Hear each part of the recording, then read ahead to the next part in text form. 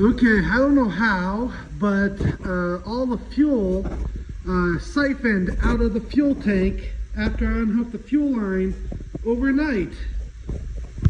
Oh, man, it's got home from work and now I got this huge mess to clean up. Jeez. Yeah, it drained the entire fuel tank. What was left of it was only a quarter of a tank, but it just siphoned it all out. The fuel line was hanging and somehow it was enough to just siphon all the fuel out.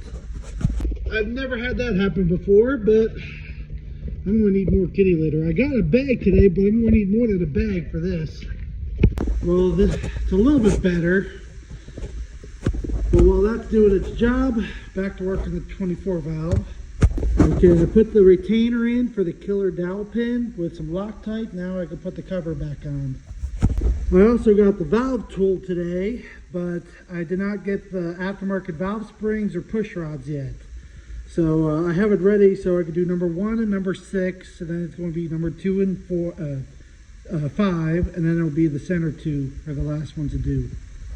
So tomorrow I'll do the oil pan swap from that engine to this engine, and then I'm going to start taking stuff off Stinky Pete, the old engine, onto here. So I want to see if my old power steering pump and vacuum pump will fit on here and clear the P pump. I got to switch over motor mounts, the alternator bracket, the belt, you know, just start swapping everything over. Oh man, another issue it looks like. It's going to be a tight fit, but I think I can make it work, is the intake horn here. I might have to like spread or flex those lines a little bit to clear, but that might be another issue. I'll try to get that all to clear. Why does everything have to be so complicated? I got the exhaust manifold on. I used the original bolts that came with the block, you know, no big deal.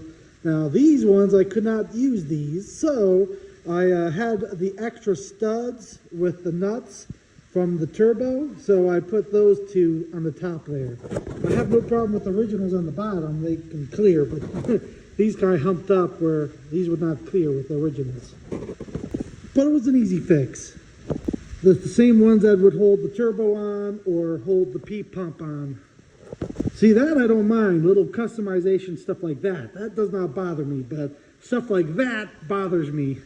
And I'm also going to have to still figure out what transmission cable I need, and the throttle cable should not be too big of a problem.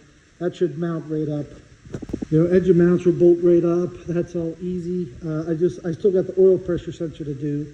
But yeah, I want to try to do the original vacuum pump and power steering off Stinky Pete. I'm really hoping it clears all this, which it looks like it would. I don't see why not, because if I can use my original with the diaphragm vacuum pump, that means I don't have to worry about trying to get another oil feed line and try to tie in, and I don't have to worry about this and this using oil flow, which could drop the oil pressure. I also got to hook up the boost line from that to that. I also got to hook this return line to that, basically. Man, the VP44 return line is almost the exact shape I need. Almost, but I gotta basically just trim a little bit off the end of that, and that way I can pretty much hook that up to that.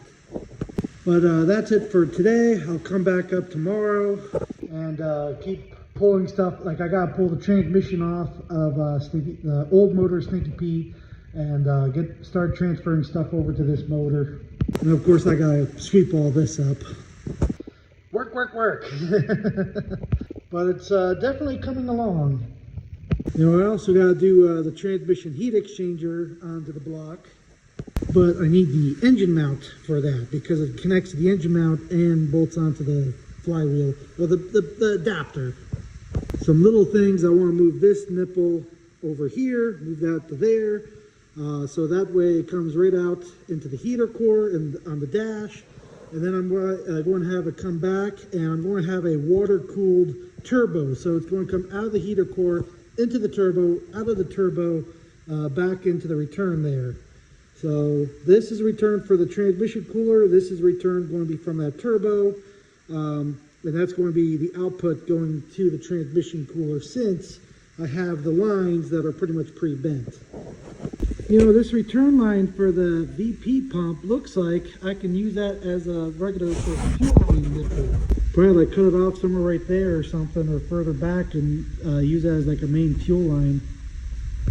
But I'm not there yet, but that was just a thought.